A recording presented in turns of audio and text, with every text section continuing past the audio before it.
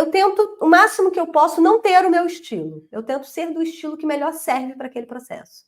Né? Se é mais falante, se é menos falante. Então, eu vou construindo a relação e vou, às vezes, deixando transparecer alguns aspectos da minha personalidade ou não, se eu acho que aquilo faz sentido naquela relação para aquele paciente. Né? Então, eu vou trazer para vocês aqui fundamentos, como sempre, né?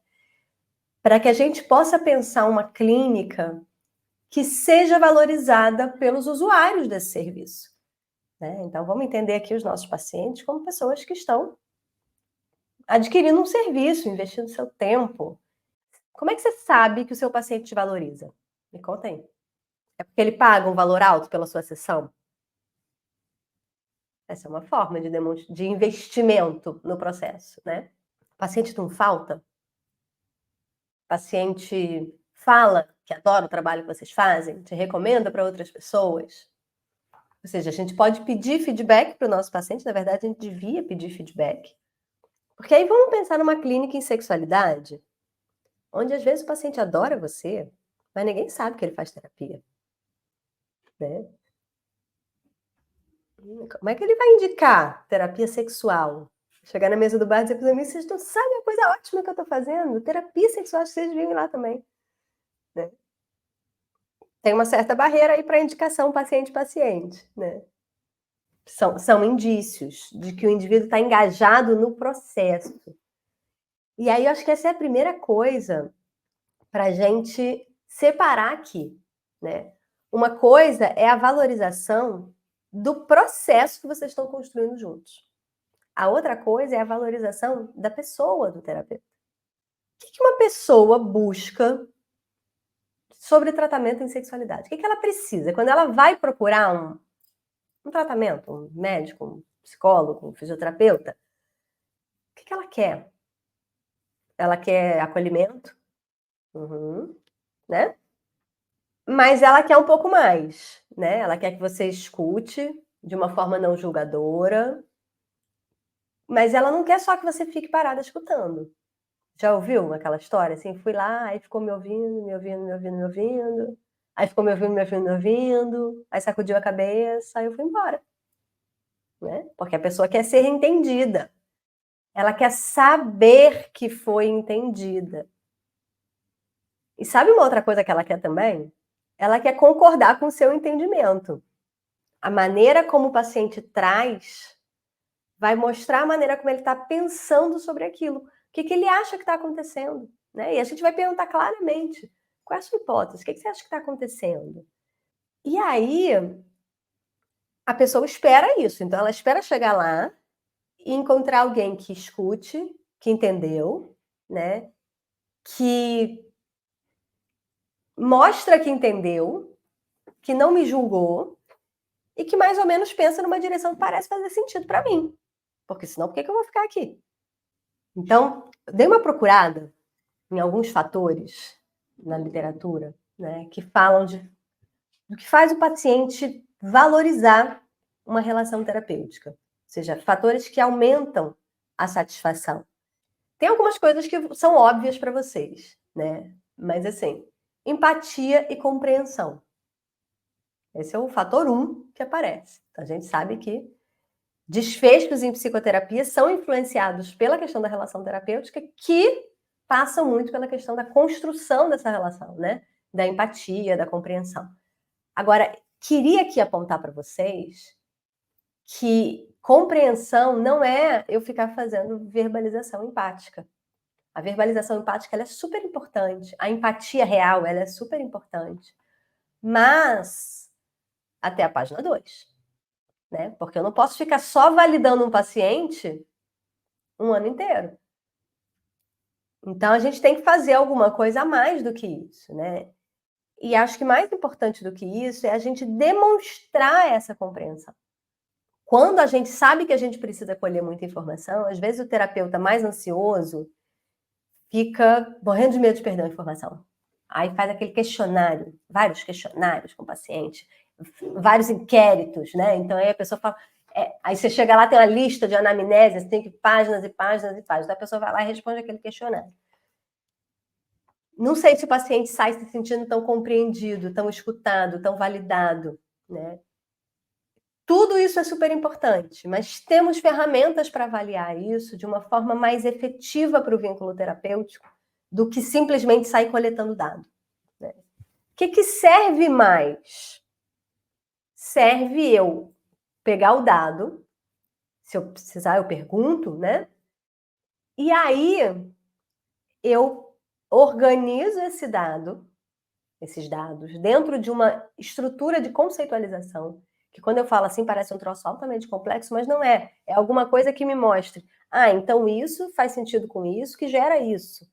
Faz sentido para vocês? Né? Então, e aí eu devolvo para o paciente da minha fala, gente. Organizadinho, embrulhadinho para presente.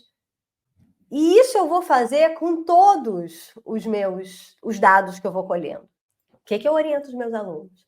Que a gente não precisa ficar focado em pegar todos os dados. Os dados vão vir, aguarde. Mas a gente precisa conseguir fazer sentido para o paciente. Então, quando eu falo de conceitualização de caso, é a gente mostrar que uma coisa se relaciona com a outra. E se o paciente me disser que não faz sentido para ele, eu vou então perguntando como é que ele percebe isso. Genuinamente. Porque ele pode estar certo. Tem grande chance, inclusive, que ele esteja certo. Ou que pelo menos ele não perceba da mesma maneira como eu percebi aqui. Parte também de eu saber comunicar isso. De eu sair daquele lugar de que eu sei e o paciente não sabe. A gente vai traduzir isso em linguagem leiga que funcione. Se esse paciente, independente de quem ele for, eu vou usar uma linguagem que funcione para ele. E eu vou falar, e vou tentar, e vou organizar até que ele entenda. E aí essa pessoa diz assim, por quê? Porque ele vai para casa com a pulga atrás da orelha. Ele fica pensando, realmente, essa mulher falou um negócio interessante. Eu já vou fazendo perguntas, porque aí o que eu vou fazendo? Trazendo essa lógica de que o que a gente está conversando aqui, os outros dados que a gente está falando aqui, tem relação com isso que você está vivendo hoje. Qual será essa relação? Mesmo que nem eu nem ela saibamos qual é a relação, né? Mas a gente já vai treinando pensar que as coisas que estão sendo tratadas em terapia precisam ter relação com a queixa. Porque senão é aquela história de fui na terapia, falei, e não sei o que aconteceu, né? Que muitas vezes faz o paciente não fazer relação, porque às vezes ele está tendo muito benefício, mas ele não consegue relacionar como isso aconteceu. E esse é um fator super importante. A gente precisa não só prover resultados positivos, mas a gente precisa ensinar para os nossos pacientes como promover esses resultados positivos, né? A gente precisa fazer com que eles possam replicar esses resultados positivos na vida deles. Quando a gente fala em demonstrar entendimento, demonstrar confiança, construir essa relação com o paciente de que ele pode ter esperança naquele processo, não é sobre eu ser boa, sabe? Então não é falar sobre o curso que eu fiz não sei aonde, porque quando eu estive não sei aonde, porque os meus mais de 1000 alunos, porque o livro que eu escrevi, porque isso, ou eu dar uma palestra para o paciente sobre isso ou aquilo outro que eu fiz. Então, assim, a gente está ali escutando o nosso paciente, e aí quando você for fazer uma devolução, essa devolução, gente, é como se fosse um documento que você vai escrever. Aí eu imagino que o colega já ficou, ai meu Deus, ansioso, tem que ficar perfeccionista em relação ao que eu vou dizer. Não, você só precisa estabelecer relação entre os fatos. E dar a impressão para o seu paciente de que você está entendendo e de que você sabe ou você tem aqui algumas ideias que vocês podem discutir sobre quais são os melhores caminhos. Claro que parece simples assim quando você sabe muito. E eu estou aqui partindo do pressuposto que todos vocês pretendem saber do que vocês estão fazendo, né? É ou não é?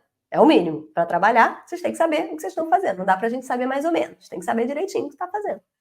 Mas dado que eu sei, é basicamente uma questão de comunicação. Pode ser que o paciente se identifique mais ou menos, porque também não dá para eu ser completamente diferente do que eu sou, né? Então, por exemplo, alguém que não valorize ou que se sinta incomodado por um discurso de ciência e tal, né? Muitas vezes acontece isso, às vezes chegam alguns pacientes com queixas sexuais, que são muito religiosos, e eu sei que se eu começar a ficar ciência, a pessoa fica até um pouco assustada, porque eles têm crenças lá de que a coisa da ciência muitas vezes pode ser violenta para os valores deles e tal. Então, o que eu faço? Fico, prática baseada em evidência. Porque as evidências, porque as evidências. Claro que não. Óbvio que não. Isso que vocês me ouvem falando aqui, eu não falo nada no consultório. Né? Falo para o paciente o que faz sentido, né? Vou juntando as peças do quebra-cabeça dele, mas não digo que as evidências mostram que não sei o quê. Não. Pergunto como isso se relaciona com os valores dele. Pergunto como isso se relaciona com as coisas que ele quer para a vida dele, para a família dele, para o que é importante para ele. E eu acho que cabe a nós perceber sinais de desengajamento. Então, o que eu estou dizendo aqui o tempo inteiro? Que é claro que a gente não vai dar conta de tudo, mas que a gente precisa trabalhar pelo engajamento, pela adesão, pela valorização que o paciente faz na terapia, desde o dia zero, desde o primeiro minuto de jogo. Né? Então, ele chegou e a primeira sessão dele já foi eu devolvendo o que eu acho. E essa lógica, ela é a mesma de todas as sessões. Então, não é porque esse paciente me disse um sim aqui que ele vai continuar me dando um sim para todos os demais retornos. Ah, então quer dizer que eu preciso ficar, né, toda a sessão mantendo aquela relação? Sim. Seu casamento também, suas relações de emprego. As relações a gente precisa regar todos os dias, a gente precisa se responsabilizar por elas, a gente precisa se comunicar bem, né? E quando a gente está numa relação de poder, que é a relação terapeuta-paciente, a responsabilidade é sua. Basicamente isso. Né? Então, assim, a responsabilidade por regar aquela plantinha todo dia, e regar aquela plantinha, como eu falei, não é dar um brinde para o seu paciente ou dar um bolinho especial. Muitas vezes cabe a nós. Eu dizia assim, estou percebendo que isso que eu estou te falando talvez não esteja fazendo muito sentido para você. Me explica como é que você está vendo? Ou então, assim, queria te ouvir falar um pouco mais sobre isso que a gente vem trabalhando. Então, estou percebendo que a gente às vezes pensa em algumas coisas, mas não estou te vendo ir muito nessa direção. Não no sentido de você estar resistente, você não fez o dever de casa, entende?